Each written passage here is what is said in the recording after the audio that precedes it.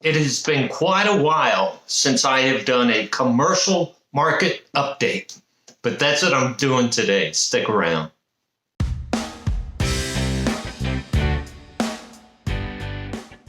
Hi, welcome back. My name's Joe Brown. I am a commercial real estate agent with Century 21, List with Beggins, located in South Tampa. Thank you so much for being here with me today. So if you've watched my other videos, you know, every month I do a residential market update. And once a month, I like to do a commercial video. And there's a professor out of the University of Denver, Glenn Mueller, who every quarter puts out the commercial market cycle. And I thought I would just share that with you. I think I shared it maybe a year ago or more than a year ago. So I'm going to put up a series of graphs and try to explain it to you so you can maybe understand, right?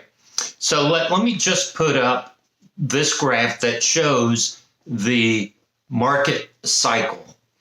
And think about the market cycle as a roller coaster. Maybe I shouldn't use that phrase, right? But it ebbs and flows. And so there are four phases to the market cycle. The first phase is the recovery phase. And now the cycle goes from point 1 to point 16. Then it restarts at point 1. So point 1 to point 6 is the recovery stage. Then once we get to point 6 up to point 11 is the expansion phase. Then we go into a hyper supply. Then from hyper supply, we go to recession. Then from recession, we go back to recovery and expansion and so forth. Now, one of the things we know, right, in the expansion phase, maybe we need more apartments, we need more hotels, we need more of something. And so developers will say, oh, I will build that. I'll build the apartments. I'll build the warehouses. Well, construction takes a couple years. From the purchase to the planning to the construction takes a couple years. And by the time those 2 years ends, demand has shifted. And that's how we can go from expansion to oversupply. Now we have too much supply. This market cycle is all about supply and demand. Sometimes in my videos, I use the analogy of sunglasses. If I only have 5 pairs of sunglasses, but I have 10 people wanting to buy them, I can charge more for the sunglasses. As opposed to if I had 5 pairs of sunglasses and only one person wants a pair of sunglasses, I can't charge as much. The same thing is true with the commercial space sectors, right? So take a look at this chart and you'll see horizontally there's a black dotted line that's called long-term occupancy. That is the key line. Now, understand this long-term occupancy is for each metro section. So this study follows 56 different metro areas. So, and each metro area is different.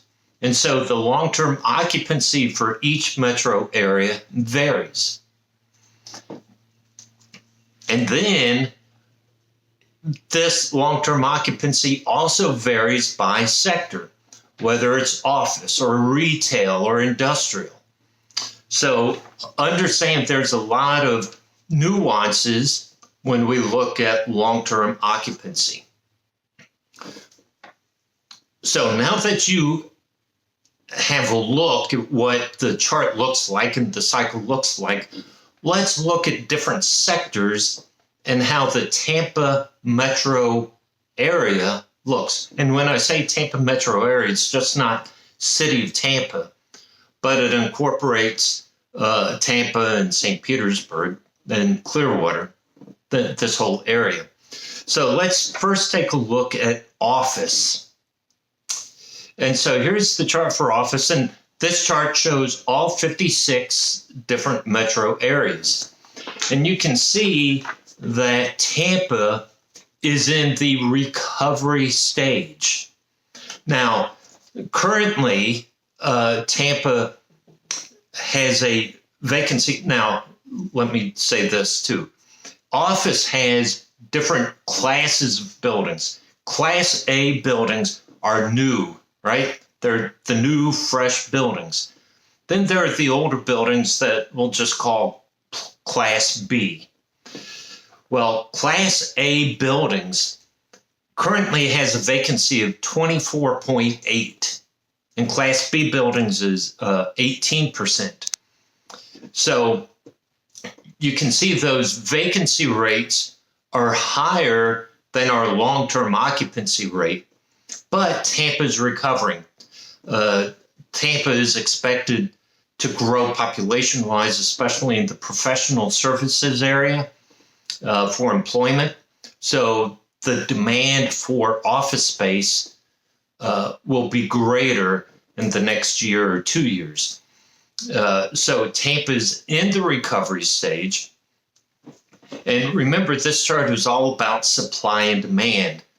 So as demand increases and supply doesn't move, then a metro area will go up in the cycle metrics. The same as the reverse is true, that if the demand stays the same, but there's greater supply because of construction, then a metro area could go down on this cycle. So it's all about supply and demand. But right now, Tampa in the office sector is in the recovery stage. Rents are below norm, but they are increasing. Now, let's take a look. I was not going to show this, but I thought this was very interesting. I want to show you the multifamily or the apartment sector. And do you see Tampa? Can you find Tampa? Yeah, Tampa is in the recession section. It's number 15. So there's been a lot of construction. Fewer people are renting. So there's a we went from hyper to supply to now rents are falling to entice people to move in. And you'll see what's interesting here is it says Tampa +1. That means it moved from a 14 to a 15.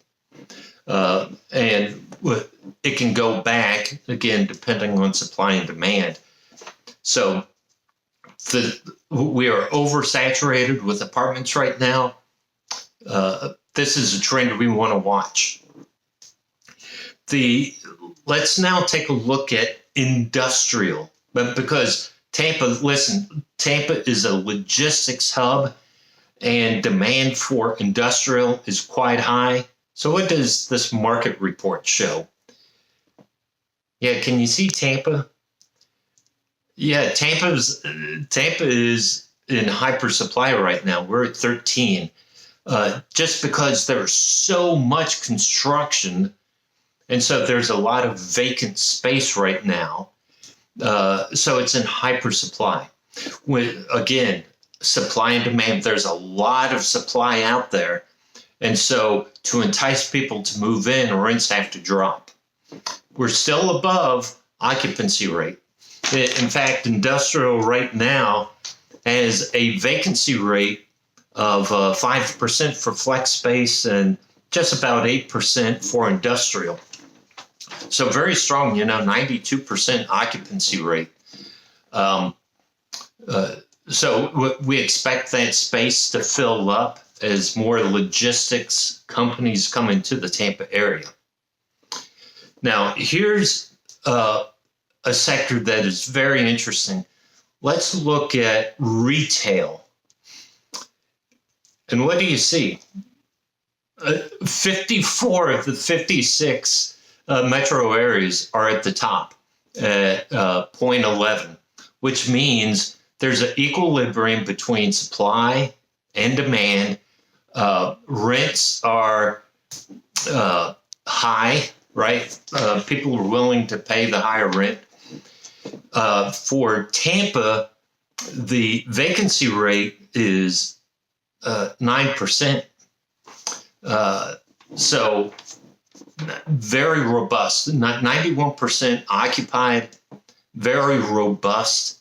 And people say, oh, you want to be fully occupied. Well, not really. You do want some vacancy to allow for new businesses or for expansion of existing businesses. So vacancy is good. Now, too much vacancy is bad. Yes, absolutely. But you do want some vacancy for new companies moving in, new stores opening, or stores expanding. So I threw a lot of information at you. I threw a lot of graphs at you, but I hope it gives you an idea of where Tampa is. Tampa is still very strong. People are moving in. I did a video several weeks ago showing that the Tampa area is expected to grow just about 1% this year. Well, the Tampa area, when I say Tampa area, I'm looking at Hillsborough County, has 4.5 million people. So 1% growth is 45,000 people moving into this area. Some of those are going to have jobs. Some of those are going to have to shop at stores. Some are going to need apartments. Some are going to need houses. So the expected increase in population is going to drive demand space. That's why I say for apartments, we may be in recession right now. As demand picks up, we're going to move into recovery.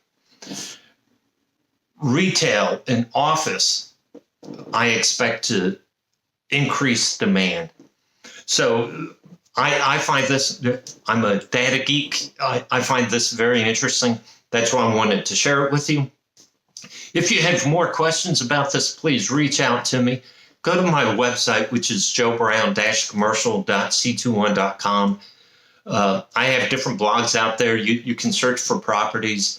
Also go to my website, joebrown.live.